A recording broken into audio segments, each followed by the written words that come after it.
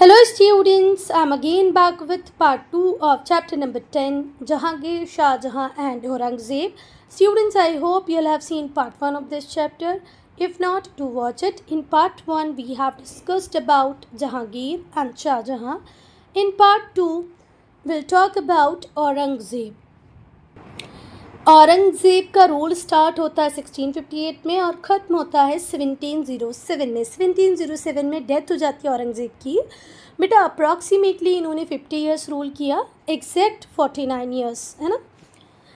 औरंगज़ेब ने टाइटल लिया था आलमगीर का। आलमगीर का मतलब होता है the Lord of the world और द कंकरर ऑफ द वर्ल्ड, पूरी दुनिया को जीतने वाले, पूरी दुनिया को ओन करने वाले। ठीक है, आलमगीर का मीनिंग समझ में आ गया, कंकरर ऑफ द वर्ल्ड और the Lord of the world.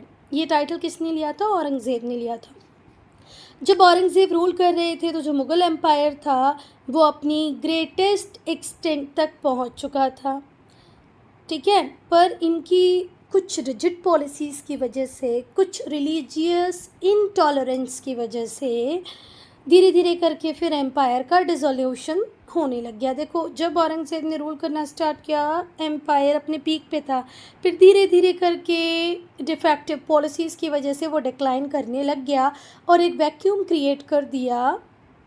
इस वैक्यूम को फिल किया फिर ईस्ट इंडिया कंपनी ने। जो पॉलिटिकल पावर पहले मुगल्स हुआ करते थे, अब पॉलिटिकल पावर कौन बन जाएगी? East India company. किसकी वजह से? औरंगज़ेब के डिफेक्टिव पॉलिसीज़ की वजह से। ठीक है, मुग़ल रूलर्स तो रहेंगे जिन्हें हम लेटर मुगल्स कहेंगे, पर एक्चुअल में बैकग्राउंड में काम कौन करेगी? East India company. औरंगज़ेब बहुत ही ज़्यादा स्ट्रिक्ट थे, बहुत ही ज़्यादा डिसिप्लिनरियन थे, बहुत ऑर्थोडॉक्स थे, कंजर्वेटिव्स थे, रूढ़िवादी थे। ठीक है, बहुत ज़्यादा ही रूढ़िवादी थे। अल्लाह से या ईश्वर से, भगवान से डरने वाले मुस्लिम थे। कौन? अब भगवान से क्यों ही डरेगा मुस्लिम, अल्लाह से डरेगा ना। तो अल्लाह से डरने वाले थे मुस्लिम। समझते थे, इस बात को जानते थे कि भगवान का प्रेजेंस है, मतलब गॉड, अल्लाह का प्रेजेंस है, अल्लाह की पॉलिसीज़ के अकॉर्डिंग ही चलना चाहिए, नहीं चलेंगे तो ये अच्छी बात नहीं है। तो स्ट्रिक्ट थे, डिसिप्लिनेरियन थे, ऑर्थोडॉक्स थे, गॉड फियरिंग मुस्लिम थे, बहुत ही सिंपल लाइफ स्टाइल फॉलो करते थे। ठीक है, और अप्रोप्रिएटली इन्हें डिस्क्राइब किया जा सकता था ऐसे जिंदा पीर और लिविंग संत, लिविंग सेंट। ठीक है, इतने ज़्यादा ऑर्थोडॉक्स थे अपनी प्रैक्टिसेस में कि मुस्लिम्स इन्हें क्या कहते थे? जिंदा पीर या लिविंग सेंट। भाई जीता जागता संत थे ये किसी से भी पैसे लेने में और वो पैसा अपने पर्सनल यूज़ के खर्च करने में बिल्कुल बिलीव नहीं करते थे। समझ में आ रही बात? नहीं तो हम लोगों ने बहुत सारे किंग देखे हैं, जैसे आप लोगों ने फ्रेंच रेवोल्यूशन के कॉजेज़ में पढ़ा होगा कि लुई 16 जो थे वो एक्सप्लॉयटेटिव प्रैक्टिसेस को यूज़ करते थे, जनता का जो पैसा था वो अपनी फेस्टिविटीज़ में खर्च करते थे। ऐसे नहीं थे औरंगज़ेब, वो इस बात के फेवर में बिल्कुल नहीं थे कि पैसा लिया जाए दूसरों से अपनी ट्रेजरी से। किसके लिए? पर्सनल यूज़ के लिए, क्योंकि ट्रेजरी में जो पैसा आता है, ख़जाने में जो पैसा आता है वो जनता का होता है, सब्जेक्ट का होता है। तो ये बिल्कुल इस फेवर में नहीं थे कि उस पैसे को मैं खर्च करूँ अपने पर्सनल यूज़ के लिए। ठीक है, लोगों के पैसे को मैं यूज़ करूँ पर्सनल यूज़ के लिए। ट्रेजरी किससे भरती है? खजाना किससे भरता है? उस लगान से जो किसानों पे लगाई जाती है। He copied the Quran and sewed caps, वो कुरान की कॉपी बनाते थे।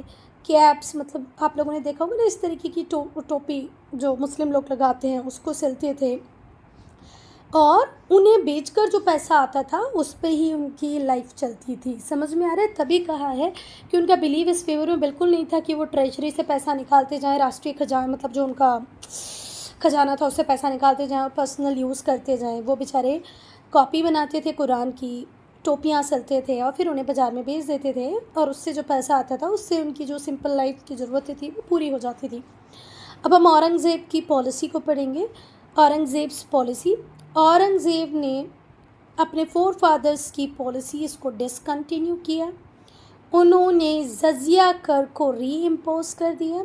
जब देखो हमारे हिंदू तीर्थ यात्रा पे जाते थे तो उनके ऊपर मुस्लिम लोग क्या लगा दिया करते थे? कर। पर अकबर ने जजिया को माफ़ कर दिया था कि भाई अगर कोई तीर्थ यात्रा करने जा रहा है, हिंदू हो मुस्लिम हो, तो उस पर कर नहीं लगना चाहिए। पर औरंगज़ेब का टाइम जब आया तो उन्होंने जजिया वापस से रीइम्पोज कर दिया। उन्होंने लैंड रेवेन्यू बढ़ा दिए। पहले 1/3 हुआ करते थे, बाद में कितने कर दिए, 1/2 का मतलब होता है 50%। अगर आपने जो भी कुछ प्रोड्यूस किया है उसका 50% आपको in the form of tax देना पड़े तो कैसा लगे, पर ऐसा ही था। 1/3 का मतलब होता है 33.33%। 1/3 मतलब 33.33%, पर उसको सीधा कितना कर दिया, 50%। जजिया टैक्स फिर से लगा दिया, 1/3 से 1/2 टैक्स बढ़ा दिया। अपने ऑफिसर्स को स्ट्रिक्टली कहा कि भाई आपको टैक्स तो कलेक्ट करना ही है, कोई कितना भी रोए कितना भी परेशान हो, हमें मतलब नहीं है, हमें हमारा टैक्स चाहिए। ये जो मेजर्स थे इनका एम यही था कि सिर्फ रेवेन्यू को बढ़ाया जाए, क्योंकि जो ट्रेजरी थी, जो खजाना था, वो ऑलरेडी एम्प्टी था, खाली था। अब एक तरफ तो बुक बोल रही है कि वो जिंदा पीर थे, लिविंग सेंट थे, अब दूसरी तरफ उनकी क्रुएलिटी देखो, टैक्स सिस्टम को बहुत ज़्यादा क्या बना दिया है, ख़राब कर दिया है, लोगों को एक्सप्लॉइट कर रहे हैं टैक्स के नाम पे, कह रहे हैं टैक्स तो स्ट्रिक्टली कलेक्ट करना ही है। तो कैसे जिंदा पीर थे, भगवान ही मालिक है, क्या बात है। चलो, और उनकी ट्रेजरी एम्प्टी थी, तो उस एम्प्टी ट्रेजरी को भरने के लिए इन्होंने टैक्सेस के अमाउंट को बढ़ा दिया था। इसकी वजह से डिससेटिस्फेक्शन है लोगों की दिमाग में, मन में, कि भाई ये क्या है, जो मेहनत हम करें 50% सीधा सीधा राजा को दे दें, ये तो गलत है। इस वजह से बहुत सारे रिवोल्ट होने लगे पूरे साम्राज्य में। जो जाट्स थे आगरा के, मथुरा रीजन के, जो सतनामीज़ थे, जो रिलीजियस सेक्ट था, बुंदेलास थे बुंदेलखंड के, इन सब ने रिवोल्ट किया। सतनामीज़ रिलीजियस सेक्ट ने भी रिवोल्ट किया, आगरा मथुरा के जाटों ने रिवोल्ट किया, बुंदेला जो बुंदेलखंड से बिलोंग करते थे उन्होंने रिवोल्ट कर दिया। जो मोस्ट सीवियर रिवोल्ट था वो था राजपूत का, सिख का और मराठास का। जो सबसे सीवियर रिवोल्ट था वो किसका था, भयंकर वाला जो रिवोल्ट था वो था राजपूत का, सिख का और मराठा का। बहुत सारे जो लोग थे वो औरंगज़ेब के बिल्कुल ख़िलाफ़ हो गए थे, क्योंकि देखो जो रिलीजियस इंटॉलरेंस है उसको भी लोग गले से उतार नहीं पा रहे थे कि भाई अकबर के टाइम तो सब कुछ अच्छा था, जहांगीर के टाइम अच्छा था, भाई औरंगज़ेब ऐसा क्यों कर रहा है। तो औरंगज़ेब का ज़्यादा से ज़्यादा टाइम, ज़्यादा से ज़्यादा एनर्जी, रिसोर्सेज तो इस बात में ही खर्चा हो गए कि उसे हर बार विद्रोह को सप्रेस करना पड़ता, कभी इधर ट्रूप्स भेज रहा है, कभी उधर ट्रूप्स भेज रहा है, कि उसको सप्रेस करने के लिए, रिवोल्ट्स को सप्रेस करने के लिए। तो वो टाइम, वो एनर्जी, वो वेल्थ जो लोगों के वेलफेयर में यूज़ हो जाती है, अब वो रिवोल्ट को सप्रेस करने में यूज़ हो रही। ग्रेजुअली जो मुग़ल थे, अब द ग्रेट मुगल्स नहीं रहेंगे, मुग़ल एम्पायर का डिसइंटीग्रेशन होना चालू हो जाएगा। ठीक है, gradually the Mughal empire was post on to the path of disintegration. इतना महान मुग़ल साम्राज्य अब बेटा डिसइंटीग्रेट होगा, टूटेगा, किसकी वजह से, औरंगज़ेब की फॉल्टी पॉलिसीज़ की वजह से। अब हम पहले पढ़ेंगे सिक्स के रिवोल्ट्स को। जो रिलेशनशिप थे सिक्स के और मुगल्स के, वो धीरे धीरे करके ख़राब होने लग गए, और ये ख़राब किसके टाइम से होने लग गए थे, जहांगीर के टाइम से ही होने लग गए थे, क्योंकि जहांगीर ने मारा था किसको, गुरु अर्जुन देव को। ठीक है, तो रिलेशनशिप सिख के साथ मुगल्स के शुरू से ही ख़राब हो गए थे। कैसे ख़राब हो गए थे, क्योंकि बेटा जो जहांगीर थे उन्होंने मारा था किसको, गुरु अर्जुन देव को, क्योंकि गुरु अर्जुन देव प्रिंस खुसरो की हेल्प कर रहे थे। आप लोगों ने पार्ट 1 देखा होगा तो उसमें ध्यान से पढ़ा होगा तो पता होगा ना कि जो खुसरो थे वो अकबर की पहली पसंद थे। अकबर चाहते थे कि खुसरो को राजा बनाया जाए, पर जहांगीर बन जाते हैं। तो जहांगीर ये देखते हैं कि गुरु अर्जुन देव प्रिंस खुसरो को सपोर्ट कर रहे हैं, तो वो गुरु अर्जुन देव को ही मार देते हैं। तो इस तरीके से जो रिलेशनशिप थे वो ख़राब तो थे ही, और वर्स्ट हो जाते हैं औरंगज़ेब के टाइम। ख़राब रिश्ते और ख़राब हो जाते हैं। जो औरंगज़ेब होते हैं वो एग्जीक्यूट करते हैं, वो मार देते हैं गुरु तेग बहादुर को। ठीक है, क्योंकि गुरु तेग बहादुर किसको हेल्प कर रहे थे, कश्मीरी रिबेल्स को हेल्प कर रहे थे। गुरु तेग बहादुर कश्मीरी रिबेल्स को हेल्प कर रहे थे, इस वजह से औरंगज़ेब उन्हें मरवा देते हैं। गुरु अर्जुन देव खुसरो की हेल्प कर रहे थे, इसलिए जहांगीर उन्हें मरवा देते हैं। ठीक है, फिर बेटा लाइमलाइट में आते हैं गुरु तेग बहादुर के बेटे गुरु गोविंद सिंह। गुरु तेग बहादुर को तो मरवा दिया औरंगज़ेब ने, अब आएंगे गुरु गोविंद सिंह और ये कंटिन्यू रखेंगे फाइट को अगेंस्ट औरंगज़ेब। देखो, गुरु गोविंद सिंह को पता है कि मेरे पिताजी को, मेरे पापा को मरवाया है औरंगज़ेब ने, बहुत ही क्रूअल प्रैक्टिसेस है औरंगज़ेब की, तो वो औरंगज़ेब के ख़िलाफ़ अपनी लड़ाई को कंटिन्यू रखते हैं। वो सिख्स को मिलिट्राइज करते हैं, खालसा पंथ की स्थापना करते हैं।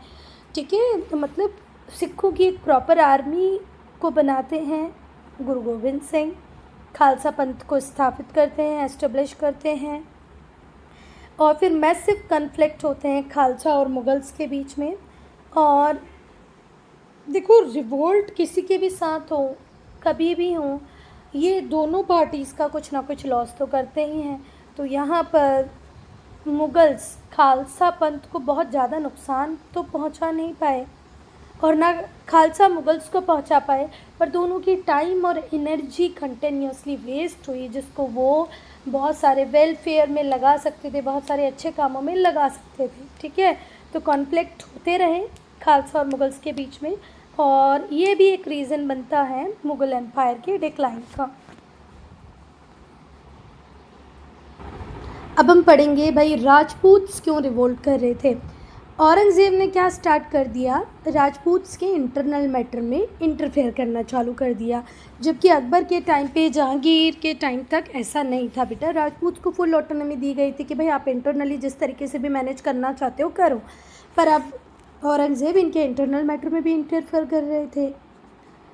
ही wanted to bring them under a firm control. अब औरंगज़ेब को लगता था कि राजपूत को कोई इंडिपेंडेंस नहीं देनी है ना, इनके पास कोई इंटरनल डिसीजन मेकिंग पावर भी नहीं होनी चाहिए, पूरी तरीके से हम ही कंट्रोल करें राजपूत्स को। A succession crisis began in Marwar kingdom, और मारवाड़ किंगडम ने सक्सेशन क्राइसिस आ गया कि भैया नेक्स्ट राजा कौन बनेगा। ये भी पहले बड़ी परेशानी हुआ करती थी, राजा 2-2 4-4 शादियाँ कर लेते थे, फिर चारों पाँचों रानी से 2-2 बेटे हो जाते थे, और हर रानी चाहती थी कि मेरा बेटा सक्सेसर बने, मेरा बेटा सक्सेसर बने, तो ये मारवाड़ की बड़ी समस्या थी। अब औरंगज़ेब सपोर्ट कर रहे थे इंदर सिंह को, वहीं पे जो राजपूत नॉवेल्स थे वो सपोर्ट कर रहे थे अजीत सिंह को।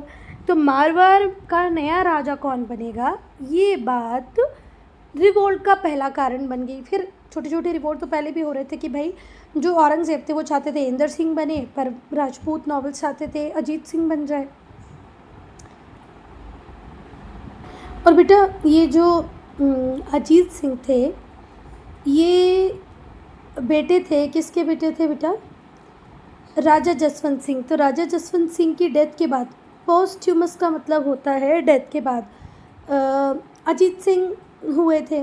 तो जो राजपूत थे वो किसको सपोर्ट कर रहे थे, अजीत सिंह को सपोर्ट कर रहे थे, पर औरंगज़ेब मान ही नहीं रहे थे, इसीलिए राजपूत्स ने रिवोल्ट स्टार्ट कर दिया। राजा कौन बनेगा मारवाड़ का, इंद्रजीत बोल रहे हैं औरंगज़ेब, अजीत सिंह बोल रहे हैं राजपूत नॉवेल्स। अब अजीत सिंह कौन थे, तो पोस्ट्यूमस सन थे किसके, राजा जसवंत सिंह के। राजा जसवंत सिंह के मरने के बाद पैदा हुए थे अजीत सिंह। तो राजपूत फुल्ली सपोर्ट करते थे अजीत सिंह को, औरंगज़ेब मानने को तैयार नहीं थे, और इसी वजह से रिवोल्ट हो गया।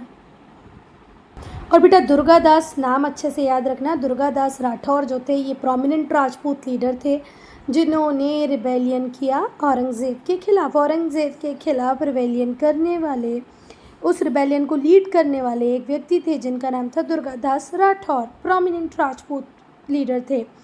औरंगज़ेब ने बढ़िया सी आर्मी भेजी इस रिवोल्ट को सप्रेस करने के लिए। उदयपुर को पूरी तरीके से नष्ट कर दिया गया, डिस्ट्रॉय कर दिया गया, मतलब एक तरीके से पूरी तरीके से रिवोल्ट को क्रश किया, उदयपुर को ख़त्म करके, उदयपुर को लगभग ख़त्म मतलब नष्ट कर दिया पूरी तरीके से। अब उदयपुर के विध्वंस को देखकर, उसके डिस्ट्रक्शन को देख के सारे राजपूत रूलर्स को लगा भाई ये तो गलत हुआ। तो जितने भी लीडिंग राजपूत स्टेट्स थे उन्होंने कोलिशन बना लिया, एक गठबंधन बना लिया, मतलब कंबाइंड साथ में आ गए किसके अगेंस्ट में, मुगल्स के अगेंस्ट में। जब उदयपुर के डिस्ट्रक्शन को दूसरे राजपूत ने देखा तो वो सब ग्रुप बना लिए, कोलेशन बना लिए, गठबंधन बना लिए, किसके खिलाफ, मुगल्स के खिलाफ। ये जो कन्फ्लिक्ट था और एक्सपांड होता गया। अल्टीमेटली मेवाड़ ने पीस ट्रीटी साइन की, पर जो मारवाड़ था वो हमेशा वॉर में ही रहा। Several more years even after the death of Aurangzeb. Aurangzeb जब तक ज़िंदा रहे, जब तक मारवाड़ लड़ता रहा, और औरंगज़ेब की डेथ के बाद भी लड़ता ही रहा। तो हमने सिख के रिवोल्ट के रीज़न को जाना, हमने राजपूत के रिवोल्ट के रीज़न को जाना। अब हम पढ़ेंगे भाई मराठा और औरंगज़ेब के बीच में क्या प्रॉब्लम थी। औरंगज़ेब चाहते थे कि वो एनेक्स कर लें डेक्कन को।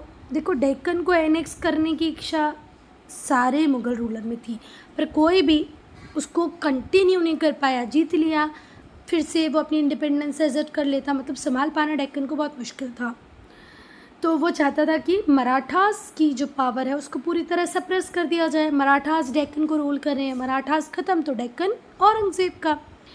तो पॉलिसी थी औरंगज़ेब की कि डेक्कन से मराठास को ख़त्म करो और अपना रूल एस्टेब्लिश करो। This was the Deccan policy of Aurangzeb. उसने बीजापुर को कैप्चर किया 1686 में, गोलकोंडा को कैप्चर किया 1687 में। बीजापुर गया, गोलकोंडा भी गया। बीजापुर कब कैप्चर कर लिया औरंगज़ेब ने? 1686 सी में।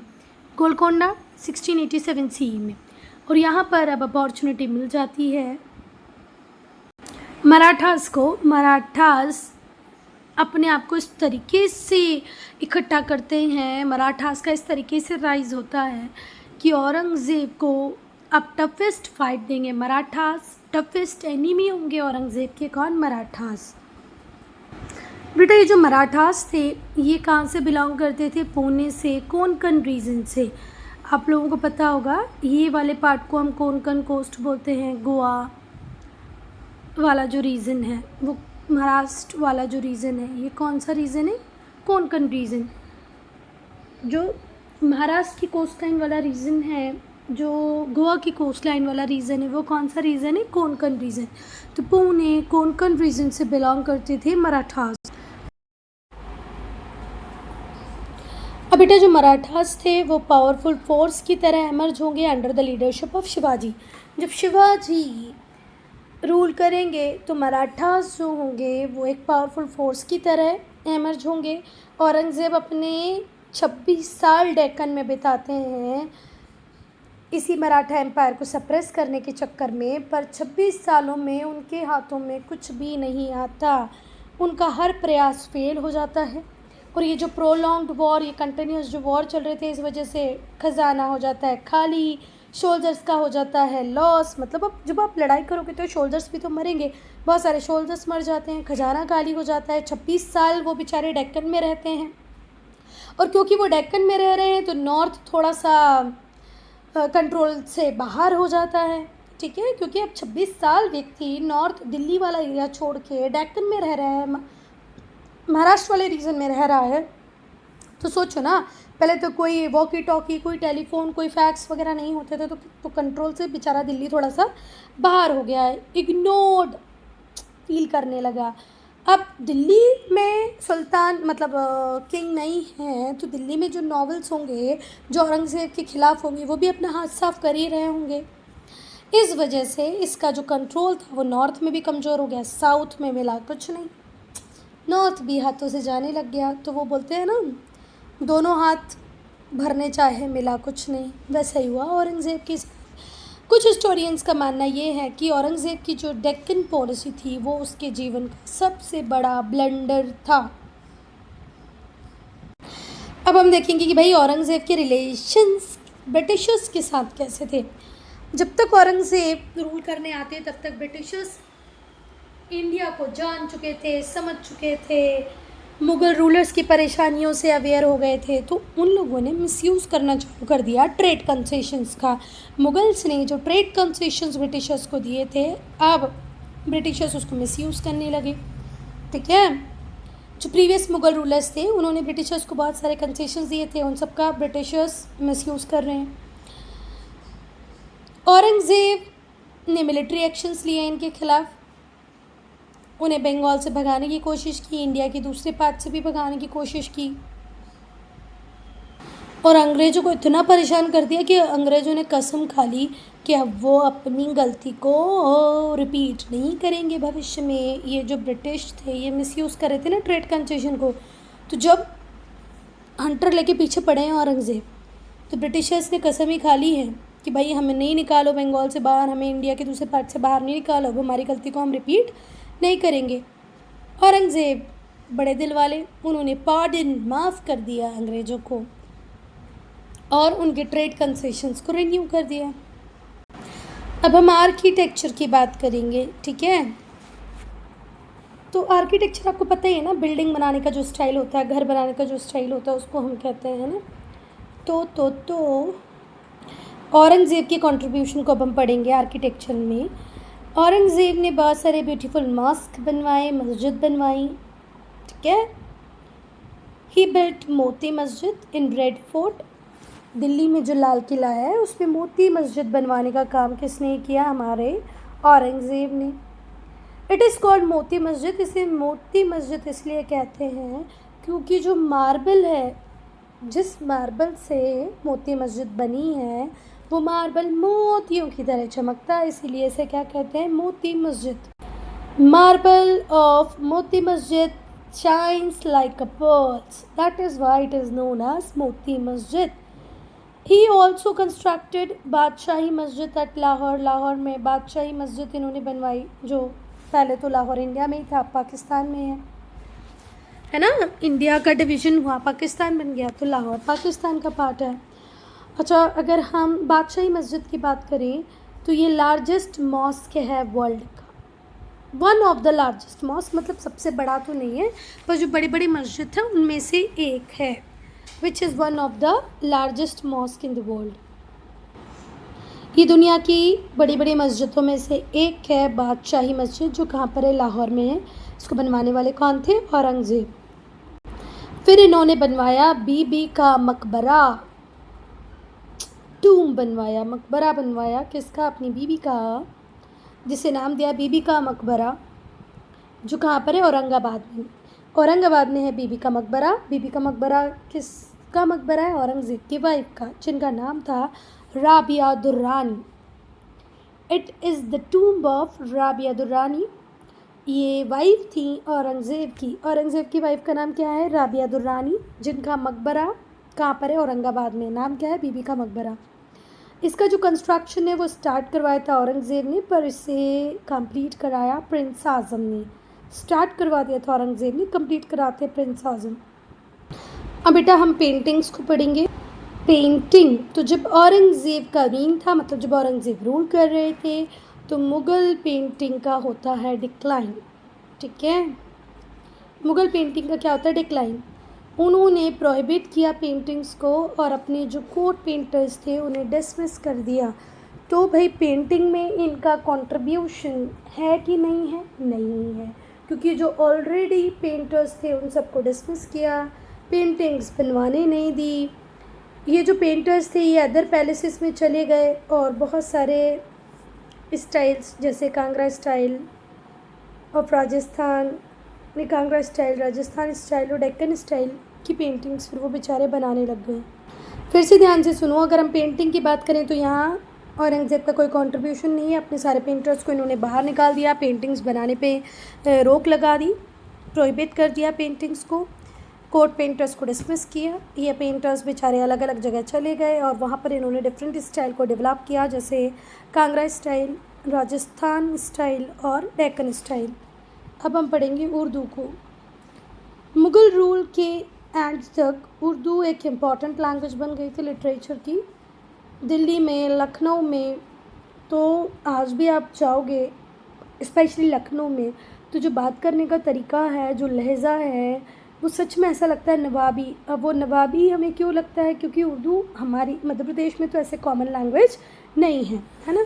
तो दिल्ली और जो लखनऊ थे, ये दो सेंटर्स, दो मेजर सेंटर्स बन गए उर्दू के। देखो दिल्ली में तो ये हो गया है कि इतनी ज़्यादा मिक्सिंग हो गई है, बिहार से, यूपी से, एमपी से और पता नहीं कहाँ कहाँ से लोग आके दिल्ली में रहने लग गए हैं। पर अगर आज से हम 100 साल पहले की बात करें तो वहाँ पर भी वही लहजा था, प्योर उर्दू वाला, जो आपको लखनऊ में देखने को मिलता है। ठीक है, तो दिल्ली, लखनऊ ये 2 मेजर सेंटर बने, क्या कि उर्दू के। मिर्ज़ा गालिब ग्रेटेस्ट स्कॉलर हुए किस भाषा के? उर्दू भाषा के। अब हम पढ़ेंगे राइज ऑफ द मराठास। जो किंगडम्स थी अहमदनगर की, बीजापुर की, गोलकोंडा की, वो औरंगज़ेब के पास आ गई थी। और यहाँ पर एक अपॉर्चुनिटी मिली थी मराठास को कि भाई वो लोग अपने लिए प्लेस क्रिएट कर, नहीं तो अहमदनगर एक अलग ही रोल में था। बीजापुर, गोलकोंडा, इनके बीच में मराठास अपनी जगह नहीं बना पा रहे थे। पर जैसे ही देखा कि अहमदनगर, बीजापुर, गोलकोंडा हार गए, किससे? औरंगज़ेब से पूरी तरह हारे, तो यहाँ पर अब एक अपॉर्चुनिटी मिल जाएगी मराठास को राइज करने की। They were the minor chiefs of these kingdoms. बेटा मराठास कौन थे? तो मराठास इन्हीं के क्या थे? माइनर चीफ्टेंस थे। जैसे कि अगर हम शिवाजी के पापा की बात करें तो शिवाजी के पापा अहमदनगर को ही सर्व करते थे। अहमदनगर के जो राजा हुआ करते थे उनके यहाँ ही काम करते थे। कौन? शिवाजी के पापा। तो जब फॉल होता है अहमदनगर, बीजापुर, गोलकोंडा को, तभी मराठास को राइज होने का मौका मिलता है। नहीं तो मराठास तो क्या थे? माइनर चीफ थे इन किंगडम्स के। फिर वो धीरे से अपनी इंडिपेंडेंस को डिक्लेयर कर लेते हैं। वो इनिशियली पूना, मॉडर्न डे में जो पूना है उसके आसपास के रीजन को कंट्रोल कर रहे थे। बाद में फिर उन्होंने कोंकण रीजन को जीता और मराठा किंगडम को एस्टेब्लिश किया। शिवाजी और मुग़ल के रिलेशन कैसे थे? तो शिवाजी एक हर्डल की तरह थे औरंगज़ेब के लिए, क्योंकि औरंगज़ेब को ये पता था कि जब तक मराठा उसको लीड शिवाजी कर रहे हैं वो मराठा एम्पायर को टच नहीं कर सकता। ठीक है, तो शिवाजी मुग़ल पावर को डेक्कन में एस्टेब्लिश नहीं होने दे रहे थे, तो बिगेस्ट हर्डल की तरह थे। औरंगज़ेब ने शाइस्ता खान को भेजा कि जाओ शिवाजी को पकड़ लाओ, पर शिवाजी ने शाइस्ता खान के कैंप पे अटैक कर दिया और बेचारा भागा, पर उसके बेटे की तो डेथ हो ही जाती है।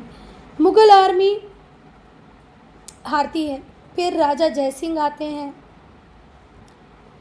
जयसिंह फोर्ट ऑफ पुरंदर को कंट्रोल कर लेते हैं। शिवाजी वहाँ से चले जाते हैं और उनके पास कोई चॉइस नहीं बचती, वो रिज़ाइन कर देते हैं, साइन कर देते हैं ट्रीटी ऑफ पुरंदर को। तो पहले जब शाइस्ता खान आते हैं बेटा, तो शिवाजी समहाउ मैनेज कर लेते हैं, है ना, और शाइस्ता खान को मारने लगभग पहुंच ही जाते हैं, पर शाइस्ता खान भाग निकलता है, उसका बेटा मर जाता है। फिर मुग़ल आर्मी की हार के बाद दूसरी बार जो व्यक्ति आता है औरंगज़ेब की साइड से, वो होते हैं जयसिंह। अब जयसिंह अच्छे से जानते थे, भैया राजपूत थे, इस एरिया से वाकिफ़ थे, है ना, कि कैसे लड़ सकते हैं। तो जयसिंह फोर्ट ऑफ पुरंदर को कंट्रोल कर लेते हैं। अब शिवाजी के पास कोई चॉइस ही नहीं होती, वो ट्रीटी ऑफ पुरंदर साइन करते हैं, जिससे कि वो एग्री हो जाते हैं कि वो अपने 23 फोर्ट्स को सरेंडर कर देंगे। ट्रीटी ऑफ पुरंदर में शिवाजी इस बात के लिए एग्री होते हैं कि वो अपने 23 फोर्ट्स को सरेंडर करेंगे, एनुअल ट्रिब्यूट देंगे औरंगज़ेब को और पर्सनली उसके कोर्ट में उससे मिलने भी जाएंगे। क्विक रिवीजन के लिए बनेगा शॉर्ट, और यहाँ पर होता है हमारा चैप्टर खत्म।